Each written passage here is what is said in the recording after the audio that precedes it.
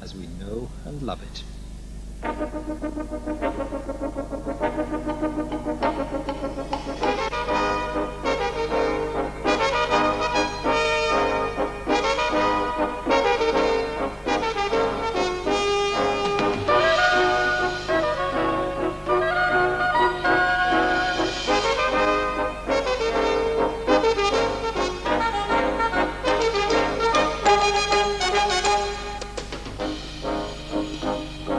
This Friday, the 13th, 2 computer viruses are set to infect Britain's computers.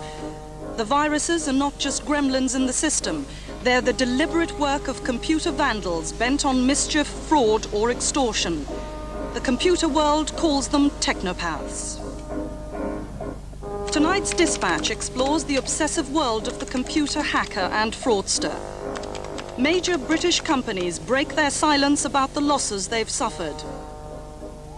Yesterday, the Law Commission recommended swingeing penalties for computer crime, up to 5 years in jail, and the government immediately promised legislation.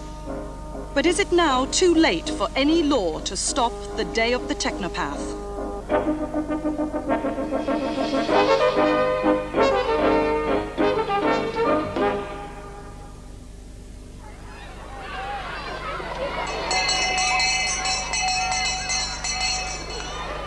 For some, computers are becoming as familiar and friendly as pen and paper.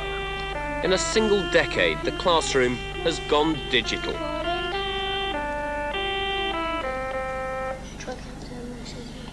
Again? Yeah. More than 100,000 people came to last month's personal computer exhibition. Over 1 million machines were sold last year.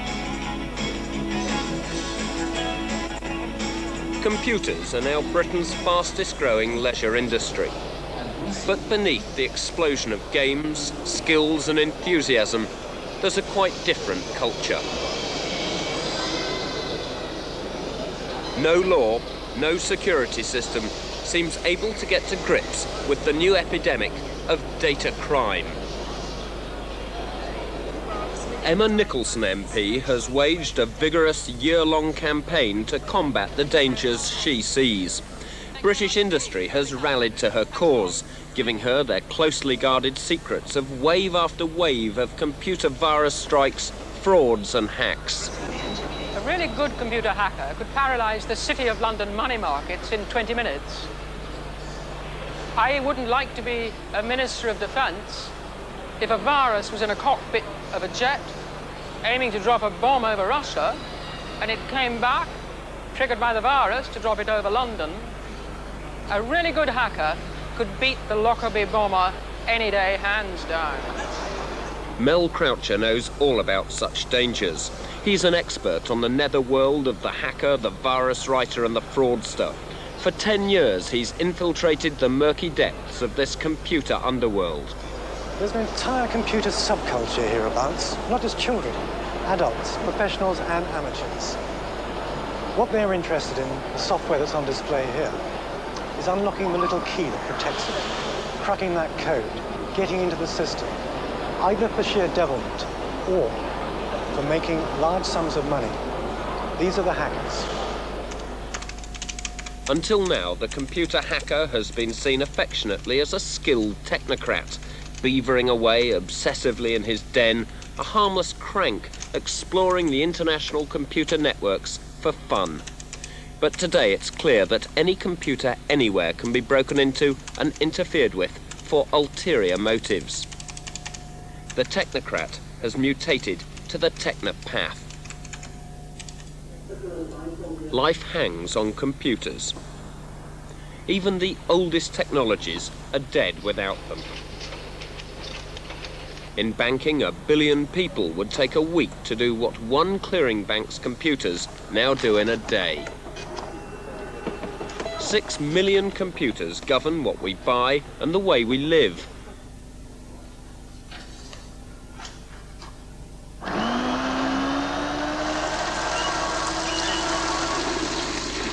In our work and our leisure, it's all down to the computer. Hello. Oh, hello. How are you? Anywhere in that chain, the Technopath can and may strike. I believe that in the United Kingdom, we are very, very severely at risk indeed, largely because in true British fashion, we've buried our heads in the sand.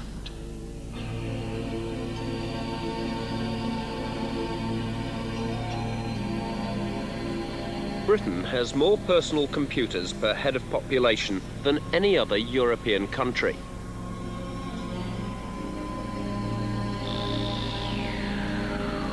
But it's their networking that makes them vulnerable between individuals and in workplaces. Intrusion into one spells danger for them all. You can plant what's commonly known as a virus, or a time bomb, or a worm. All these are neat little words describing methods of wrecking computer systems.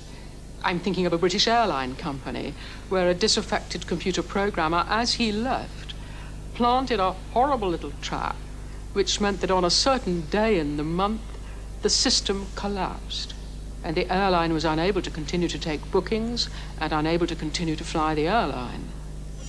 20,000 computers are estimated to have been hit by viruses in Britain. One security firm has answered 1,000 separate calls in the past 2 years. Most viruses go unreported.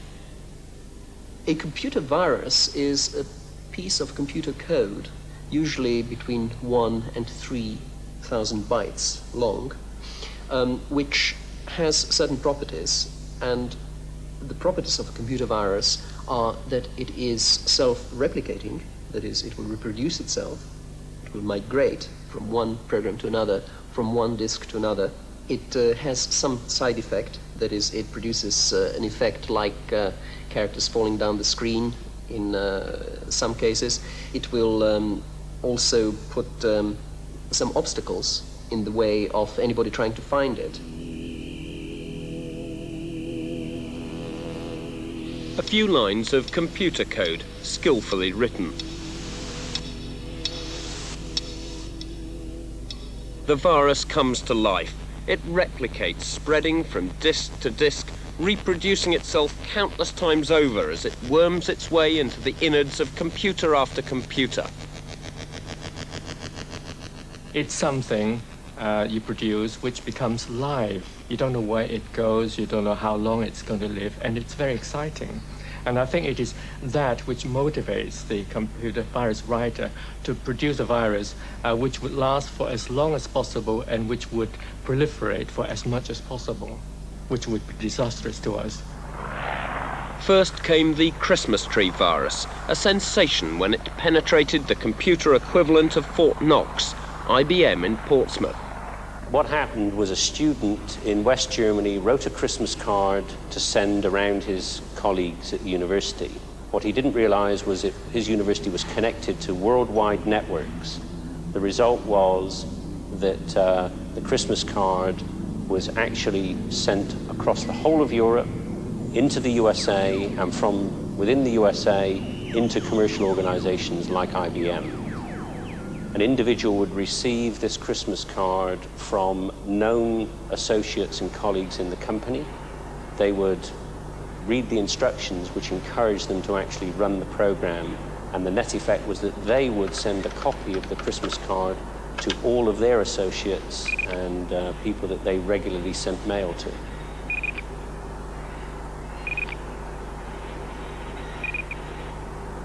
There seems at the moment to be a view that this is harmless, that it's all right to get into somebody's system and in many cases it doesn't do any damage. That view is totally misplaced. First, very often, the real costs are the costs of clearing up after somebody has trespassed on the system in this way, and you don't know exactly what they may have done. The cost of that can be very high, running into millions of pounds in a number of cases. Incidents like the Christmas exec have taught the industry a lesson at some expense in terms of disruption. And as a result of that, we are now attempting to keep ahead of these sorts of incidents. And it really is a race. Who will get there first?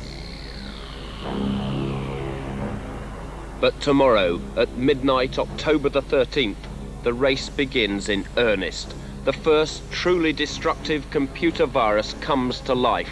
Its codename, Data Crime.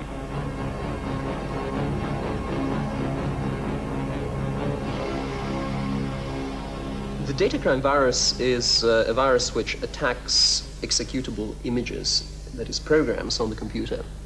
And if you run any of the infected programs on or after October the 13th of any year, the hard disk will be completely destroyed. The interesting thing is that before data crime is activated, data crime will only spread without giving any clues to its presence. As soon as we enter the date as the 13th of October, so that means 10/13/89, and then run the application,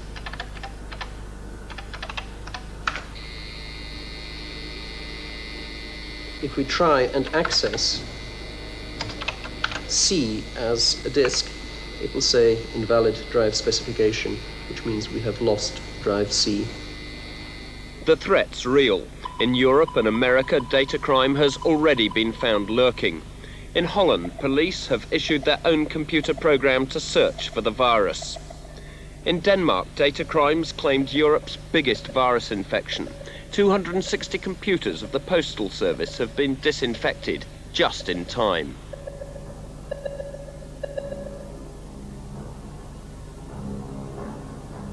The problem is this: knowing you might have a virus in your computer is one thing, finding it is quite another.